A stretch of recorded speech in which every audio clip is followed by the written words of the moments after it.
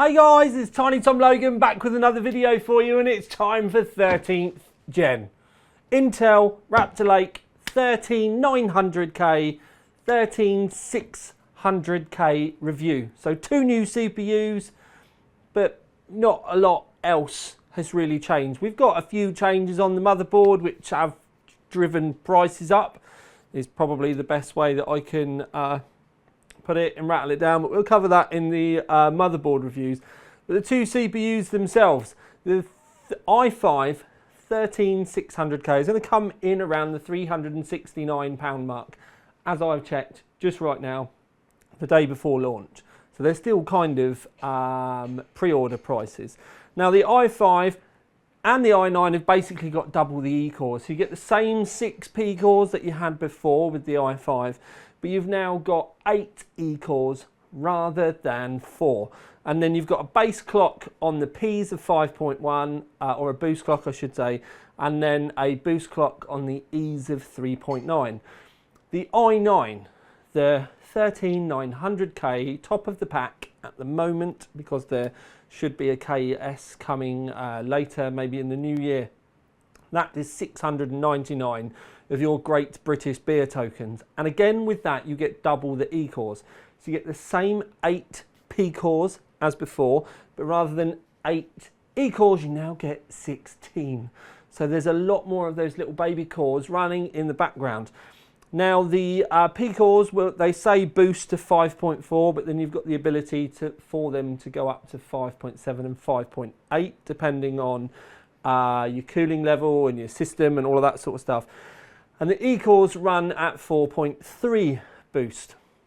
Now what I am going to do today is I am going to talk to you about my experience with the processors, the kit that we've used, my experiences and my thoughts with it, and I'm going to give you a lot of data for us to digest together like mates in the pub, for us to talk about whether we think they're any good or not. If there are any more results that you would like or think I'm missing, they are more than likely over on the OC3D website, because despite the fact I have a big lot of graphs to show you in the video today, there are even more over on the website, and I will put the click links underneath. If you do like the video, please remember to like, subscribe, share, all of that sort of stuff. If you would like, there is absolutely zero stress. Right, so the i9. 5.4 boost goes up to 5.8. I had 2 cores, it was 4 and 5, so 0, 1, 2, 3, 4 and 5. So 5 and 6 depending on how you would like to do it. But anyway, they were normally my ones that were kicking up to 5.8. Please excuse me. So they were normally my ones that were kicking up to 5.8. But your experience with the boost on these processors is going to pretty much be board specific, because the vendors are all allowed to kind of pretty much, for want of a better term, do what they want in regards to the way that the processors perform and the boost clocks and stuff. So for the most part on mine, at stock, just enabling XMP, the i9 I was getting just consistently running at 5.5, with some of them then turboing up dependent on the load up to 5.7, 5.8 on 2 of the cores. It was never all of them, but all boost load was 5.5 gigahertz consistently throughout the pack. So it looks like, because I have tested a lot of boards before launch, but during my experience with this and the other, I can't remember how many I've done now, 7, 8 motherboards, which will be going live on the website by the way. They were all turboing this and pretty much fixing it at 5.5 gigahertz. The i5 kind of sat there around the 5.1, sometimes 5.2 mark, depending on what was going on. Now the reason why I do say your experience with the boost on these is going to be very board dependent is because obviously they can set the power and the boost levels within them, but it's also pretty much going to be dependent on your cooling, because the processor now, it won't go beyond the limits of your cooling and the power that you've got. So if you've got a low-end power supply and a low-end cooler, your performance will be drastically reduced. One of the things that I did notice, and this was with one of the Asus boards, and these points are one of the reasons why I do the CPU review after I've done a lot of motherboard testing. So there was an option to go into the core management within Asus, and you could basically turn it on to boost all the cores to the max turbo boost frequency, which was 5.8 gigahertz. Now, it was 100% stable. But the problem is all of the scores dropped, and that was because the processor was getting to a point that it was overheating, so it was getting to 100 degrees, and then it was throttling itself down to like 5.25 gigahertz, which meant that all of the scores tanked. The only time it ever really made it any difference, but not for very long, was gaming. But even then, gaming was like high 80s right into the 90s. Now, I do need to tell you that I've got a Corsair 5000T here, which is my chosen case to put all of the Z790 boards, and if we get any lower versions of the boards coming later on, because we know it will happen, we just don't know yet, and I certainly don't know what NDAs will say. But the point I've got is with this, despite the fact that a H170 shouldn't fit, and a H170 is Corsair's triple 140mm AIO, it shouldn't fit in the roof of this, but I kind of butchered the case so it would, so that I knew I had ample cooling. Now, you'd think that with a cooler like that, a simple setting for something like that on the Asus board would be able to cope, and it might not necessarily then overheat so badly, but it did. Now, there were other options where you could go in there and say don't go above 90 degrees and that sort of thing, and then literally when they got to 90 degrees they'd start throttling. There's lots of different settings, but, and this kind of does lead me into the temps, and that is, you are, if you're going to get this i9 and you want to run it fast, then you're probably not going to be able to run it quiet unless you go dedicated custom water cooling. The H170 is probably the best AIO, just simple fit and forget, that I've ever tested, because it's triple 140mm fans, and the fans do blow good air and the pump's really good, but the cooling is really sufficient for the most of these. But my results, as you can see in this graph, were just high. Now, I ran this in the extreme profile setting within Corsair for the fans, and the pump was set to extreme as well, and these were the temps that came out. If I'd have used a 360mm AIO, I probably would have been in the hundreds easily, just so the cooler got us through with this today. So it is a hot potato. Now, the i5 was weirdly just as hot. It was still like turboing itself like an absolute nutcase. But the strange thing is the volts are all very sort of like, they're not afraid to give the volts. With the i5 you're seeing over 1.4 volts consistently. With some of the boards, the i9 was seeing up to around sort of like 1.5 mark, which is massive. But with the overclock, what I ended up doing is, even though the clock speeds went up, I ended up bringing the voltages down, and that's why in this graph you can see that the i9, for example, the temps had gone quite a bit down. I was running around 1.3 volts for both. So when you consider that both of these processors at stock were turboing with well over 1.4 volts, you can see where I managed to make the thermal savings from. Now, the i9 I managed to get running on all cores at 5.7 gigahertz, so 100 megahertz down from those two cores that went up to 4.8, but it was all of the cores were at 5.7, and I got all of the cores on the E to 4.5. 4.6 was possible, but we were getting into shaky territory where it needed more volts. The i5, however, was the little star of the pack as far as overclocking was concerned. I got that to 5.7 as well, up from that 5.1, so a huge boost in P-core clocks.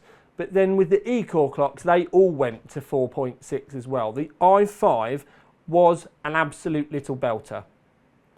Still at 1.3 volts, but obviously when you're making everything run so much faster, it may not be using as much voltage, but the temperatures were all consistently very high as well. So although it was rewarding, the temperatures were ridiculous. I know that, well, I don't know, but I hope, and based on past performance, Roman or DeBauer will have a delid tool available for this like in no time. And if I was going to buy an i9, I would literally be looking at Roman going, please, we need one, we need to drop these temps, we need to make this livable with, and I genuinely hope he does. And the moment he does, I will be buying one, grovelling to get a sample, you know, whatever. We are going to need it, just like we did with the AMDs as well. And I don't think it'll be long before there is a delid tool and a direct die mount for both of them. They obviously come with their own inherent risks, but I don't think we're going to be worried too much about it. So with power, we did want to know whether it was going to be AMD were more efficient or Intel was going to be more efficient, and not being funny, Intel are definitely using more power. They are going to take that little bit more from the mains than the AMD equivalent may have done, as you can see in the graphs. I mean, we're well above. The 7950X basically pulls the same amount of power as the i5. I think that should say enough. So they are not as efficient. It's not an efficient kind of change that we've had. We've had refinements, we've had clock speed boosts, they've added extra cores. All of that has added up to them using more power. That could be why they've the temperatures are just ridiculous as well. But anyway, into performance. Now, a lot of us in the industry, whether that be vendors, other reviewers, influencers, whatever you want to call it, we've all been chatting about what's been going to happen with this for quite a while, and we all thought AMD was going to go top of the pack for multi-threaded, and then we all pretty much assumed that Intel were going to take the win for the games. So I'm starting with Blender, and this is our own custom Blender, 4 million polygons. It actually batters these poor little processors, and in reality, if one of these processors with one of my idiot overclocks can pass one of the 4K runs, then we've normally done pretty well, and it's normally then stable for everything. So if you have a look at the top end of the graph, you'll actually see the AMD and the Intel pretty much trading places right up the top end of the graph. So right at the top end of the graph with the fastest time was the 13900K with the overclock. Then you get the next one down as the 7950X with the overclock. I did a good job on the overclock on the AMD one as well. Then it goes down to the vanilla 13900K. Then you've got the vanilla 7950X, and then it goes down, and then you see the 3600K overclock, which I thought did kind of well because that put it above the 12900 KS.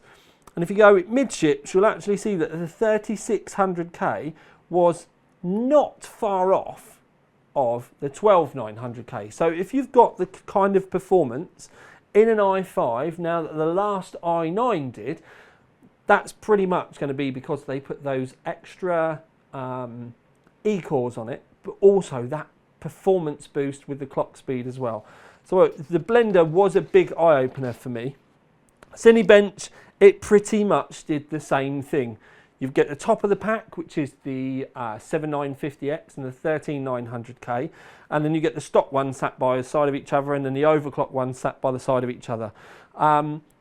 With this, the Intel did sneak a few extra points there right at the top. You can see there's a good 500 points different, 450 points difference.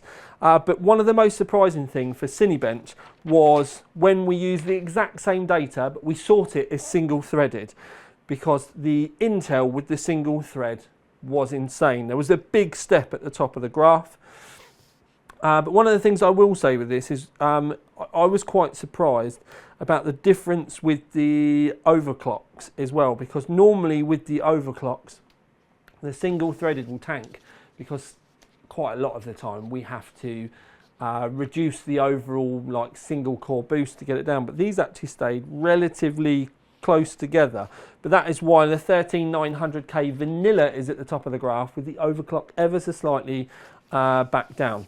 Now, I know a lot of you are going to want to know about gaming, and when it does come to very specific gaming, it actually depends on the game that you're playing, depending on whether it does very well or not. So Cyberpunk, for example, loves Intel.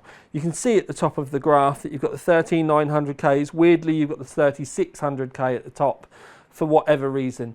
We did run these a few times to find out whether there was a specific reason for it or whether it was a glitch, but they all come out within sort of like a frames difference. So 1 frames per second difference depending on where we put it. But then you can see that the the AMDs are actually a fair bit further down the graph.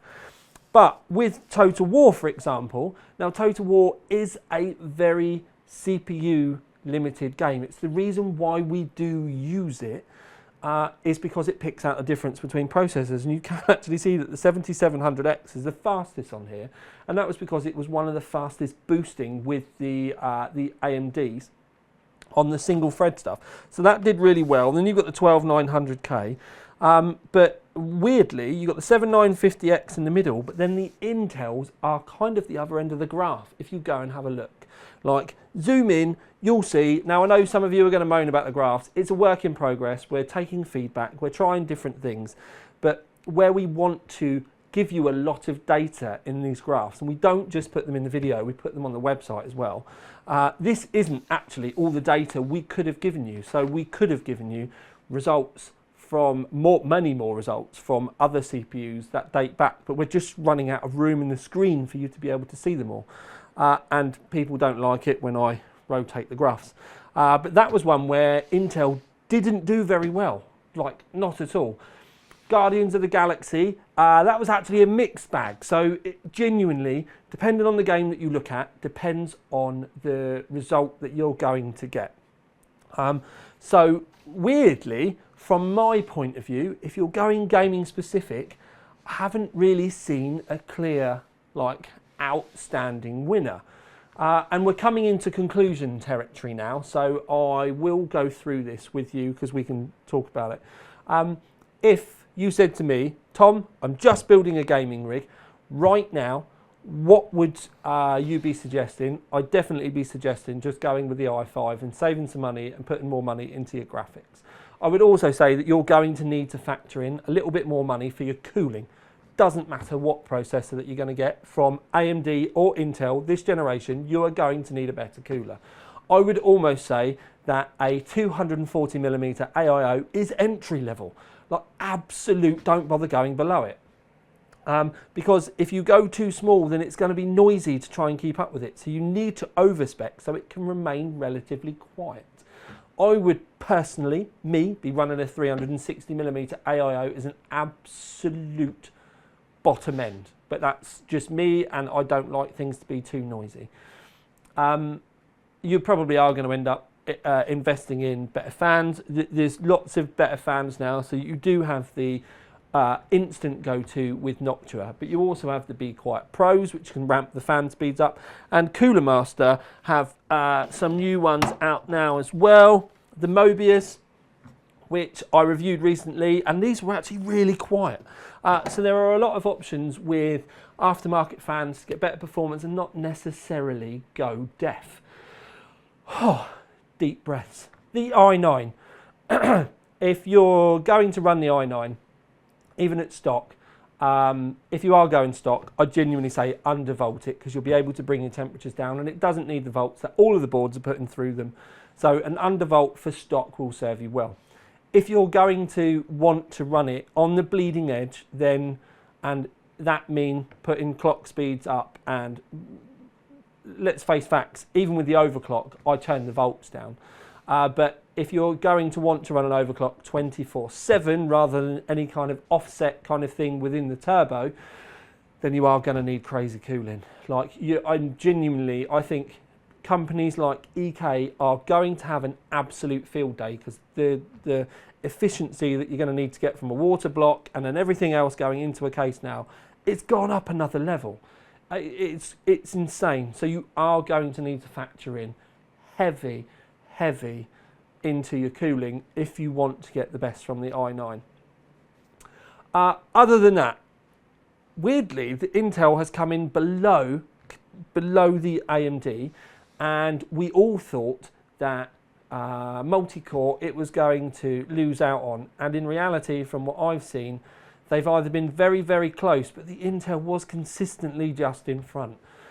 So multi-core, there's not a great deal there, if I'm honest. It really is going to depend on whether you wanted to go red or blue.